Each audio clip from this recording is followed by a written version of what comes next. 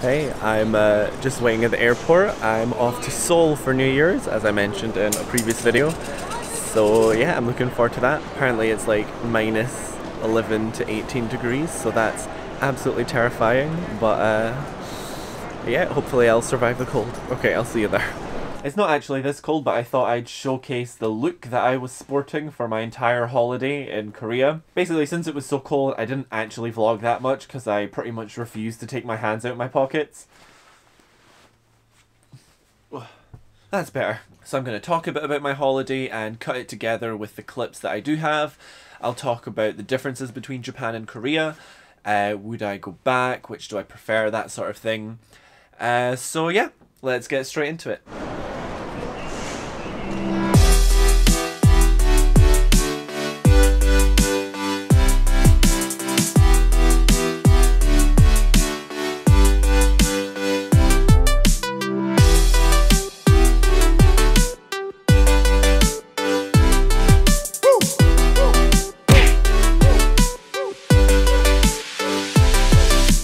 It's so cold. Oh my god, we literally took one step outside and it was like we're gonna get a taxi to our accommodation now and meet everyone else.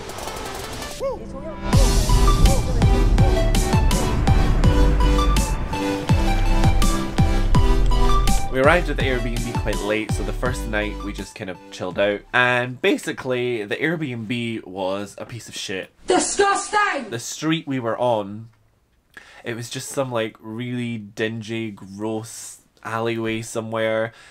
Like one of the biggest differences to Japan that I noticed straight away about Korea was that Korea is much dirtier. There's a lot of like just litter kind of everywhere. And I mean, I feel like the street we're on really exaggerated that. But you would not find that in Japan, even in like the back alleys and stuff. So the first day we dedicated to a sort of shopping day. We were on the Myeongdong shopping street. Pretty much overall the shopping is very similar in terms of what stores there are, apart from, of course, skincare, which Korea is mad about. Literally like every second store sold skincare products. It was crazy. And I set foot in one store, and one of the biggest differences about Japan and Korea is just the people and how forward they are, and not necessarily rude, but definitely not polite. I took one step into the first store and the woman instantly, "What do you want? What are you looking for?"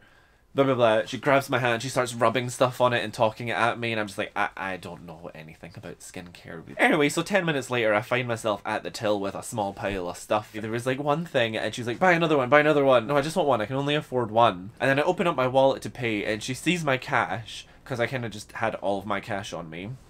And she's like, oh, you have money, buy two, buy another one, blah blah blah. I'm just like, oh, one thing I did notice actually, which was a lovely, refreshing difference compared to Japan, was that the majority of people spoke English. It was so nice to go into a store and just assume I could speak English. I was like, oh, amazing. But yeah, that's kind of where we spent our first day. We got dinner on the way home and just back to the Airbnb. But yeah, now we're just getting ready for our first night out in Seoul. This is our Airbnb. Doesn't really look like much, but there are heated blankets and heated floors, so we are eternally grateful for that. Hello, Deborah. Hi.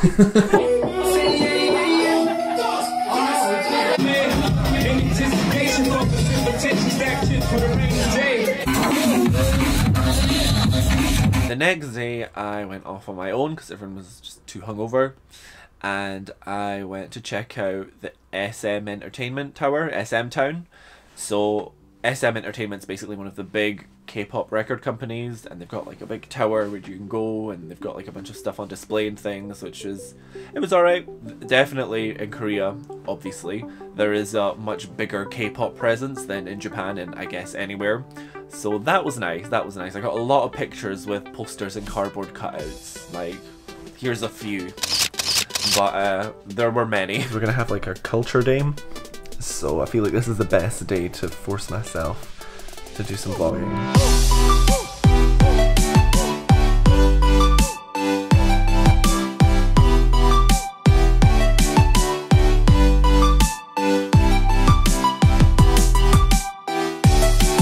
Okay, so our first cultural stop is this temple. It's called Jogisa tempo, I think. I'm really bad at Korean pronunciation. It's so difficult. Even trying to remember the words for thank you and excuse me and stuff, like, I can't do it. It's real hard. So something like Jogi is that. Okay, so I think we're gonna go inside now.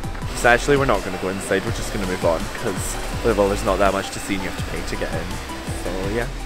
Okay, where are we going next? The castle? Sorry, the palace? Palace. What's the name of this palace again, Hannah? Cannot pronounce it. That's a great question for someone who's not me.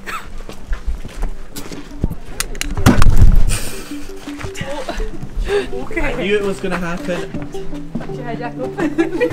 I know.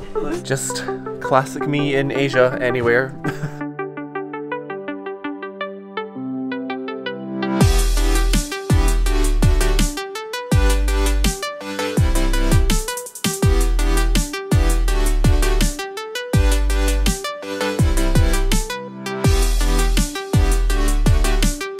Where the activities take place. This is where the activities take place. If you look to your left, you will see the Palace Activity Room where the activities take place. I was just saying, like, everything's like courtyards and like where did they do their palace activities? This must be it though, this is the one. This was Yong something palace. This is like the biggest part of it, the big building. It looks real cool. Culture Day's nice. I'm really tired though, I just want to lie down. Okay, this is like the least prepared I've ever been for a holiday. Usually I've got like a big list of stuff I want to do and see, but I kind of just arrived here and I was like, so what can we even do here? I don't know.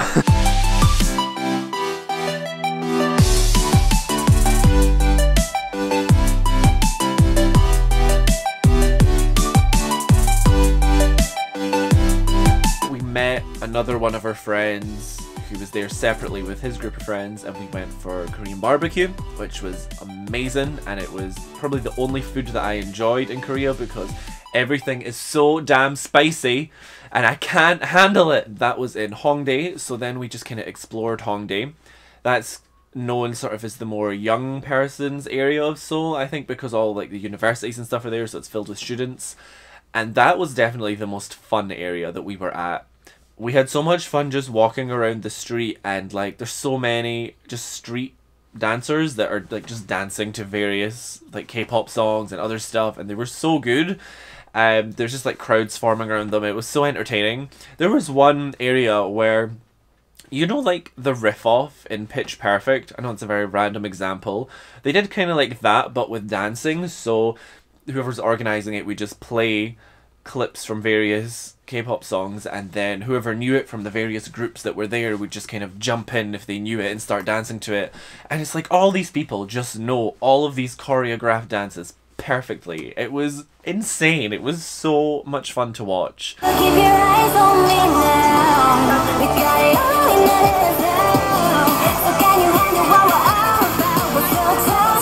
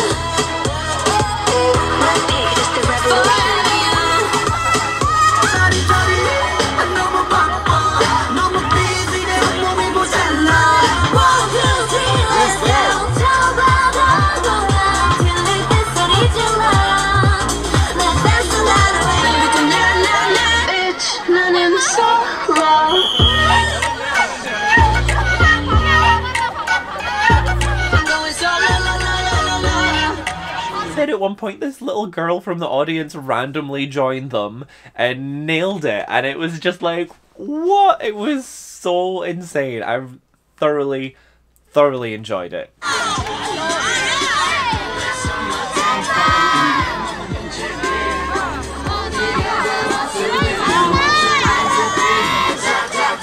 We didn't go to any clubs there in our time there, but I think if we do go back, I would like to explore the nightlife in that area. I think that would be a lot of fun. Next day was New Year's Eve, so we didn't do too much exploring during the day because we wanted to save our energy for that night.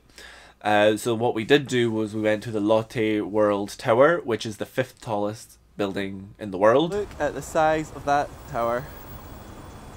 And now look at this. Which is really cool. I've definitely never been that high up. Although I feel like once you get to a certain height, it stopped, like the difference in buildings just is not that perceivable to us. It's like, okay, we get it, everything's small. It doesn't matter how much higher up you are. It feels like you're on a plane, whether you're that height or higher or even a little bit lower, whatever. But it was really cool. So that was nice. But apart from that, we just, that was all we did that day. During the day, I think we went back to the apartment.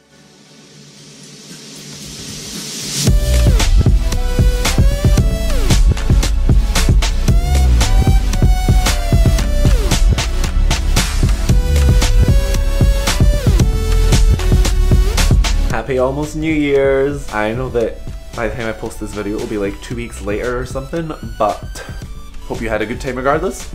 We're getting ready to go out. This is me ready to go. Yeah, we're just gonna kind of bar hop through Itaewon for a while and then hit up a club later, so I will definitely not be taking my camera.